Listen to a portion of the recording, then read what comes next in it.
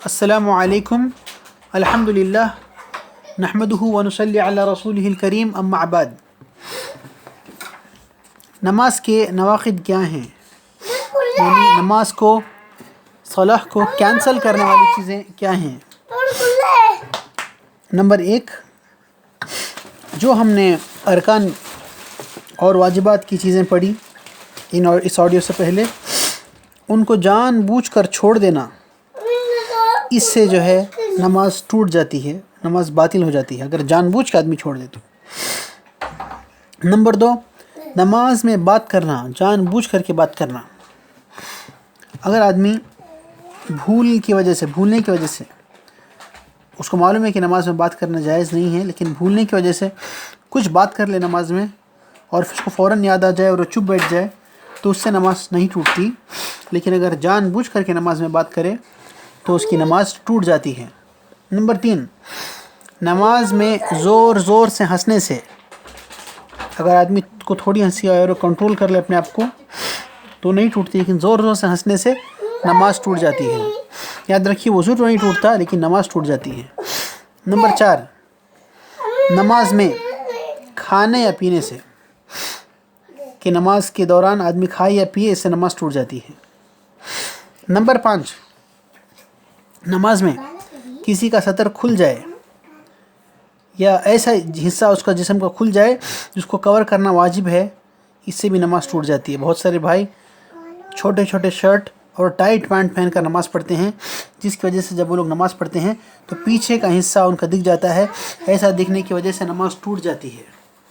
اور اگر آدمی کے پاس مسجد میں ہے اور کوئی کپڑا نہیں ہے تو اس کے لیے چاہیے کہ وہ گھر جائے اور فل کپڑے پہن کر کے نماز پڑھے، یا تو اگر اس کو ایسے کپڑے پہننے کی ہی عادت ہے تو اس کو ایسے کپڑے پہننے کی عادت چھوڑ دینی چاہیے اور اس کو لوز پینٹ اور لمبے شرٹ پہننے چاہیے۔ لیکن اگر ایسا سطر کھل جائے تو نماز ٹوٹ جاتی ہے۔ سوچو کہ آدمی کبھی نماز پڑھ رہا ہے اور غلطی سے اس کا سطر کھل گیا، تو اگر وہ فوراً کور کر لے تو اس سے نماز نہیں ٹوٹتی، لیکن اس کے کپڑے ایسے ہی ہیں جس کی وجہ سے کور نہیں ہوتا، جیسے میں نے بتایا چھوٹی شرٹ اور چھوٹا اور ٹائٹ پینٹ، تو اس سے نماز نہیں ہوتی، نماز ٹوٹ جاتی ہے۔ نمبر 6، اگر آدمی نماز پڑھ رہا ہے اور قبلے کی طرف سے اس کا جسم کا ڈائریکشن چینج ہو گیا یا قبلے کی طرف سے اس کا ڈائریکشن ہٹ گیا تو پھر اس کی نماز ٹوٹ جاتی ہے۔ ہاں، ابھی سوچو کہ آدمی نماز پڑھ رہا ہے اور اس کا بچہ یا کسی اور کا بچہ اس کے پاس آیا اور بچے کو تھوڑا اٹھانے کے لیے اس نے تھوڑا موومنٹ کیا اور بچے کو اٹھاتے وقت اس کے سینے کا ڈائریکشن قبلے سے تھوڑا ہٹ گیا اور اس نے بچے کو اپنے پر اٹھایا، تو اس سے نماز نہیں ٹوٹتی ہے۔ لیکن نماز پڑھتے وقت تو کہیں ادھر یا ادھر ہو گیا وداؤٹ اینی ویلڈ ریزن تو اس کی نماز ٹوٹ جاتی ہے۔ نمبر 7، نماز میں حد سے زیادہ موومنٹ کرنا، غیر ضروری موومنٹ کرنے سے بھی نماز ٹوٹ جاتی ہے۔ ہمارے ملک وغیرہ میں لوگ کہتے ہیں کہ 3 بیکار موومنٹ ہو گئے تو نماز ٹوٹ جاتی ہے، اس کی کوئی دلیل شریعت میں نہیں ہے۔ اور یہاں پر اور ایک بات بتاؤں، نماز میں اگر فون بج جائے آدمی کا تو فون کو نکال کر آف کرنا، سوئچ آف کرنا یا سائلنٹ کرنا، یہ جائز ہے، اس سے نماز نہیں ٹوٹتی ہے، لیکن آدمی کوشش کرے کہ فون کو سائلنٹ سوئچ آف کر کے ہی نماز پڑھے۔ یا نماز میں آدمی کو سردی ہو گئی تو نیچے سے کرچیف نکال کر ناک پہنچے، اس سے نماز خراب یا باطل نہیں ہوتی ہے۔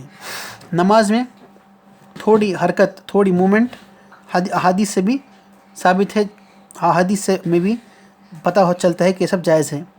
سوچو کہ آدمی سجدے کی حالت میں نماز پڑھ رہا ہے اور سامنے اس کی بچھو آ گیا، اگر اس نے نماز ہی میں بچھو کو کچل دیا، مار دیا، تو اس کی نماز باطل نہیں ہوتی ہے، نماز اس کی باقی رہتی ہے۔ جیسے اللہ کے نبی صلی اللہ علیہ وسلم نے ایک بار نماز میں بچھو کو کچل دیا اپنے ہاتھ سے۔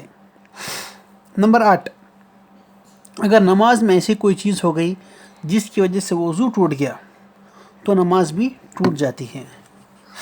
اب نماز کہاں ادا کی جا سکتی ہے؟ نماز کہیں پر بھی ادا کی جا سکتی ہے سوائے قبرستان کے، ٹوائلٹ کے، یا ایسی جگہ کے جس کو عام طور پر لوگ ٹوائلٹ جیسے استعمال کرتے ہیں، یا اونٹوں کو رکھنے کی جگہ پہ۔ اونٹوں کو رکھنے کی جگہ پر نماز نہ پڑھنے کی خاص ممانعت حدیث میں ہے خاص اللہ کے نبی نے اونٹوں کی جگہ جہاں پر اونٹ رہتے ہیں وہاں پر نماز پڑھنے سے منع کیا ہے. ہاں جہاں پر گائے بھینس بکری اور دوسرے پالتو جانور رکھتے ہیں وہاں پر نماز پڑھ سکتے ہیں، اگرچہ وہاں پر ان جانوروں کا گوبر پیشاب وغیرہ ہو پھر بھی وہاں پر نماز پڑھ سکتے ہیں. لیکن اونٹ کے جو استبل ہوتا ہے وہاں پر نماز نہیں پڑھ سکتے، کیمل اسٹیبل میں. اور راستوں میں جہاں پر گاڑیاں وغیرہ جاتی ہیں وہاں پر نماز نہیں پڑھ سکتے. اور پڑھنے کا منع کرنے کا ریزن اس لیے ہے کیونکہ پبلک پلیس ہے اور وہاں پر لوگوں کا آنا جانا رہتا ہے اور اس سے لوگوں کو تکلیف کا اندیشہ ہے. اور ایک چیز، ایسی جگہ پر نماز پڑھنا جہاں پر عام طور پر دوسرے مذہب کے لوگ عبادت کرتے ہیں، اور خاص کر کے اگر ایسی جگہ پر بت وغیرہ ہوں، بت یا پکچرز وغیرہ ہوں، تو ایسی جگہ پر بھی نماز نہیں پڑھنا چاہیے. اگر آدمی مثال کے طور پر ایک ایسی جگہ میں اس کو نماز پڑھنے کا موقع ملا جہاں پر دوسرے لوگ عبادت تو کرتے ہیں لیکن وہاں پر پکچرز وغیرہ نہیں ہیں، تو وہاں پر آدمی نماز پڑھ سکتا ہے لیکن نہ پڑھنا بہتر ہے.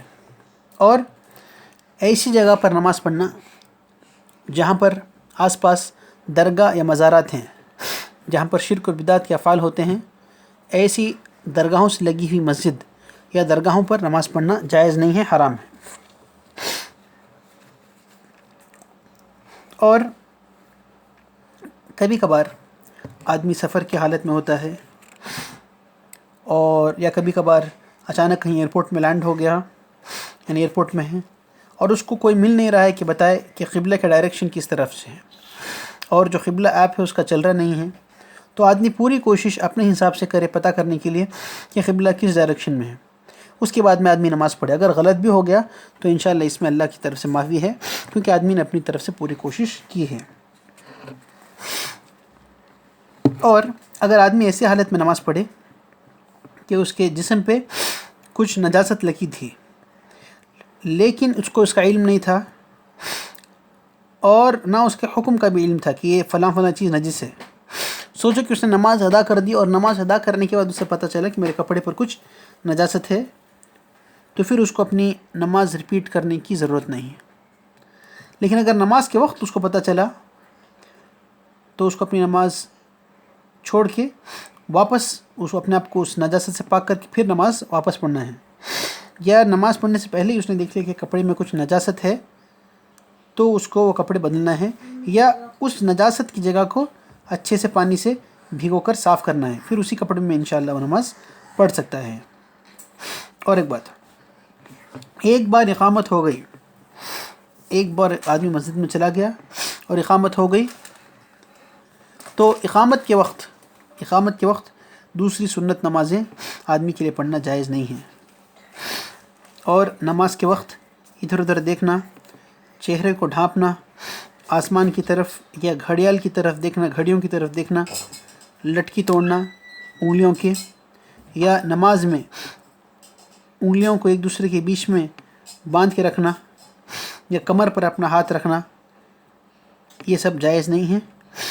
اور نماز پڑھتے وقت ہمارے ہاتھوں کو، یعنی جو فور آرمز کہتے ہیں، اس کو اٹھا کر کے صرف ہتھیلیوں کو زمین پر رکھ کے سجدہ کرنا چاہیے. اور ایسی حالت میں نماز پڑھنا کہ آدمی کو پیشاب پاخانے کی حاجت ہو، ایسا صحیح نہیں ہے، یہ کراہت کا عمل ہے. آدمی کو اگر پیشاب پاخانے کی حاجت ہو تو مستحب اور اچھی بات یہ ہے کہ آدمی جا کر اپنی حاجت پوری کر کے پھر نماز میں جوائن ہو جائے. اور اگر آدمی کو سخت بھوک لگی ہو اور جماعت کھڑی ہو جائے تو پہلے اس کو اپنی بھوک مٹانی چاہیے یا پیاس مٹانی چاہیے، اور پھر جا کے اس کو اپنی نماز پوری کرنی چاہیے یا جماعت میں جوائن ہونا چاہیے. یہ نماز کے متعلق کچھ چیزیں تھیں. انشاءاللہ آگے ہم اس بارے میں اور بھی ڈسکس کریں گے. وقولوا قولی ھذا استغفر اللہ لی ولکم.